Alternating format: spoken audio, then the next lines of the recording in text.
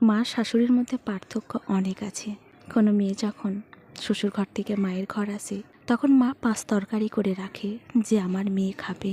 আর মেয়েরা যখন মায়ের বাড়ি থেকে শ্বশুর বাড়ি যায় তখন শাশুড়ি মার ঘরে কোনো রান্না হয় না। তখন এটাই জিজ্ঞাসা করা হয় কিছু খাবে।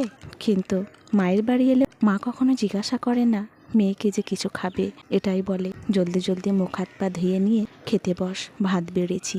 এটা সেটা দিয়ে পেটের কোনায় কোথাও খালি থাকে না।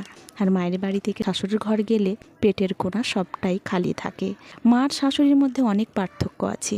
বৌমা যদি শাশুড়িকে মায়ের চোখে দেখে তবে কোনো শাশুড়ি তার বৌমাকে মেয়ের চোখে দেখে না। শাশুড়ি এমন একটা জিনিস, সেখানে তারা শুধু নিজের জায়গাতেই থাকতে ভালোবাসে। নিজের মেয়েটাকে মেয়ে মনে করে আর পরের মেয়েটাকে পরে মনে করে।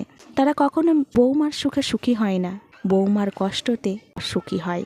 আর মেয়ের কষ্টতে তারা কষ্ট পায় আর মেয়ের সুখে সুখ পায়। এটাই হচ্ছে শাশুড়ির পরিচয়। যেখানেই যাবেন আজ পর্যন্ত আমি কারো মুখে শুনিনি যে আমার শাশুড়ি মায়ের মতো হয়েছে, কখনোই নাই।